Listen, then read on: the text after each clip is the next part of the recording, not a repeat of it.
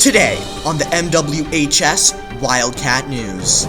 Millard West and Millard South's boys and girls basketball teams square off in the annual Hoops for Hope event. French Club teaches students at Black Elk Elementary about French language and culture.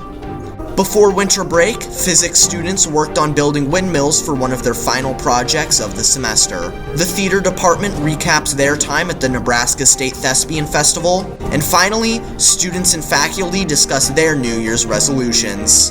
This and more on the MWHS Wildcat News.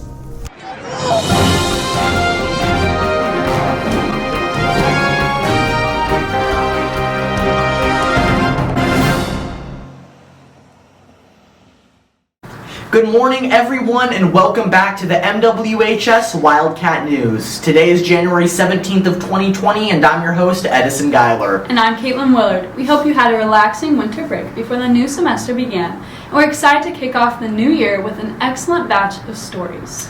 Our first story for this morning comes from the annual Battle of Q Street between Millard West and Millard South's boys and girls basketball teams.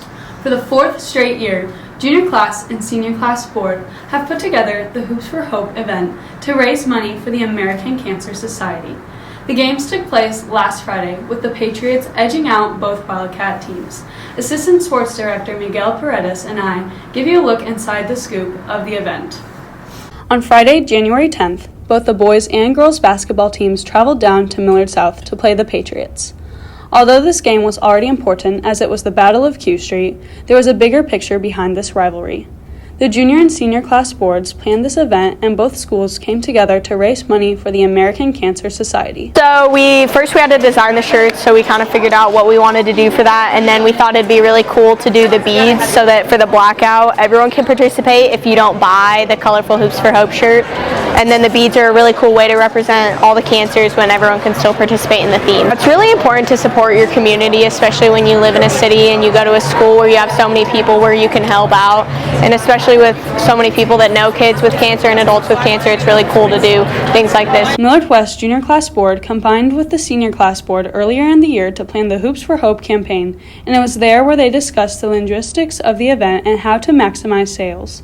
Hoops for Hope shirts were sold prior to the game, and the colorful beads were sold at lunch and during the game. I kind of talked to Miss McEnany and then Olivia Peterson, who's the junior class board president, and we kind of conversed about what we wanted to get and what color the shirts were going to be, and we talked about it briefly, our first meeting, August, stuff like that, and then we started really planning it probably October-ish, and here we are. Money from shirt and bead sales and a pass the bucket activity throughout both games was counted during the boys' game.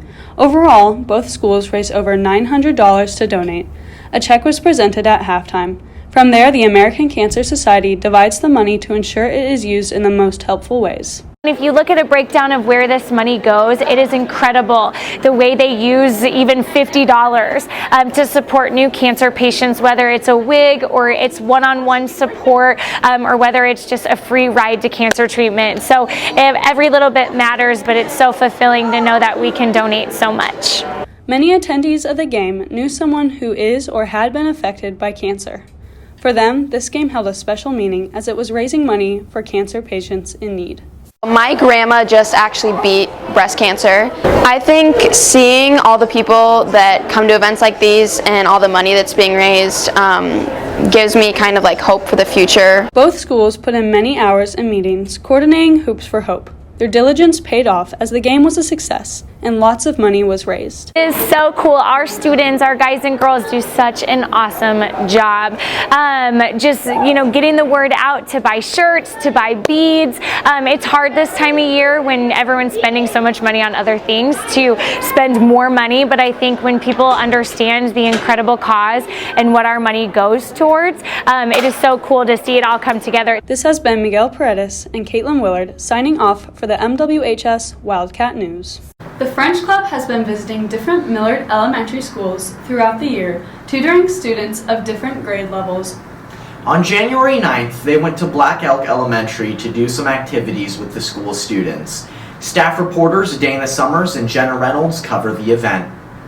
On Thursday, January 9th, over 60 backpacks lined the hallways of Black Elk as 2nd, 3rd, 4th, and 5th grade students attended their school's French Club. As of this year, the Millard West French Club has organized high school volunteers to help out at this monthly event. In years past, French Club has gone to various elementary schools around Millard West, and we usually do it 1 week at a time, but this year Black Elk reached out to us, and so now we teach there for the whole year rather than a few months where we did in the past. There are 2 rooms where the event is held. One contains 2nd and 3rd graders, while the other is filled with 4th and 5th graders. I was interested in French Club because my mom is French and I'm not French, so I wanted to learn about French. And the Millard West kids are really nice and help teach me. They help us pronounce, they help us learn, and they're really funny and nice. Each week has a different theme and 4 stations related to vocab, culture, historical figures and monuments, and art. The French Club sponsors and presidents decide the theme of each session and what information will be discussed for each category. This month's theme was weather. We learned about the weather and saying it is cold or the season. The French Club hopes that beginning to teach elementary school students the language earlier will hopefully urge students to take French in the future at Millard West. The club also enjoys being able to make an impact on the younger grades. I think it's impacted them positively. Just gives them something fun to do after school, and the main point was to let people know that French is still going strong and we want it to be even stronger. And even though kids are encouraged to take Spanish, we wanted to get the message out there that they can still take French and kind of get their interest peaked, and then hopefully they'll still I took it in elementary school and I want to take it in high school and keep going with it. Overall, the uniting of the 2 French clubs has benefited both the elementary school students and the high school volunteers. It feels really special to have an impact on these kids because I still have kids from previous years and previous schools that I see at Walmart or I see even in school with their older siblings, and they recognize me and they talk to me about all the new French things that they've learned after class, and it just feels nice to know that I have a place in their life. This is Jenna Reynolds and Dana Summers signing off. Salut! Before winter break, physics students began one of the final projects of the semester, building their own functional windmills. This 50-point project forced students to demonstrate skills they had been learning all throughout the course. Staff reporters Jenna Reynolds and Michelle Miller talked with these students before the new year. From December 4th to Wednesday, December 11th, physics students undertook a special 50-point project. So the objective of the project is to make a wind generator where I give them a motor, just a simple little DC motor, and they have to construct some sort of propeller blade system that will capture the wind energy and generate the most voltage and power possible. So instead of just making one go at it and calling it good, we ask them to make one go at it, trial it, and then take the weekend, improve, and see what they can do to get better results. There's multiple designs that will work well. It's a small generator, so the best method for simple generation is a small propeller system. However, if you want to step it up with gear systems, you can actually make giant propellers that will capture more wind while still generating a lot of energy using gears. The students worked hard to find something that worked well and met the requirements needed for the project. I would say the hardest part was probably finding a design that worked well and functioned and spun straight and just overall worked. Physics is a class full of challenging material, so it is a rewarding feeling when a project is successful. I was excited that it actually worked because I didn't do a first trial, so doing the final trial and just having it work was pretty satisfying. Students learn more about wind generation while using creativity to come up with different ways to make their projects spin. I'd like to think they learned something about wind generation and electrical generation, renewable energy, but at the same time, I think they also learned something about creativity and the process of improvement through just design and reflection. I've learned a little bit more about wind turbines. It's definitely made me more of a Lego nerd because that's what I built my project out of. I used a lot of gears, just kind of how gears worked in general. The physics teachers are always looking for new ideas to improve the project for future years. Well, it's probably our second or third year. It's still relatively new, but we're improving as time goes on and adding new aspects of it that hopefully improve student learning.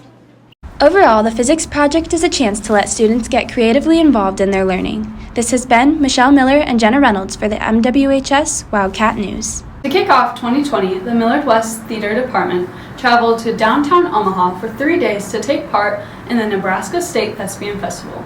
From January 2nd to January 4th, theater students from all across the state participated in workshops to sharpen their craft and performed in front of other thespians. Millard West had many finalists in different competitions, with the state improv team winning first place for the first time in school history. Staff reporters Connor Robb and Brooke Brzezinski talked with troupe director Brooke Phillips for more details. During winter break, the Millard West Drama Department went to the State Thespian Festival, which included workshops and contests related to drama. Okay, so we were super involved in the whole festival. We had an improv team, we had a tech challenge team, we had people in a devised theater production, which is a play that they sort of made up on the spot. We had students who performed in a musical works piece, which is a student-written musical. We had students performing in what we call the Thespi competition. It's like winning a Tony Award, but they're called the Thespi Awards. The improv team at Millard West really stepped up this year and won first place for the first time in festival history. During the Thespian Festival, I competed on our state improv team, which won first place, and then I also did an individual event, which is basically where you can perform like a monologue, which is what I did, or a scene or a song, and then you get critiqued on it by judges. Our own Millard West principal, Dr. Tiemann, won Administrator of the Year at the festival, which was the first time the award was given. This was an award by the Nebraska Thespians, has an award called the Administrator of the Year, and they notified me in December and congratulated me, and I was very happy to attend the festival. The drama students at Millard West worked hard for weeks on their monologuing, acting, and musical works to receive awards in those categories. We had several people make superiors in the Thespi competition. They're like individual type events and group events. We had a person do a costume construction event and get superior. Other students participated in workshops. They met up with like national Broadway choreographers and all sorts of like local awesome artists who just taught us a lot more about our craft. Overall, the event was a major success for faculty and students at Millard West, taking home many awards and a new appreciation for drama. Students should do something they love, and many of these students do it because they love it, and also many of our students do it because they can take their talent and bring it to stage in college, and some of our students have even found a professional career in acting. So I think it's very positive for our school. This has been Brooke Brzezinski and Connor Robb with the MWHS Wildcat News. For our last story, staff reporters Jordan Bacard and Jaden Madden interviewed both students and faculty members to discuss their New Year's resolutions as this new decade begins. With the start of a new decade, we went around Millard West and asked students and staff members about what they think about New Year's resolutions and if they have any.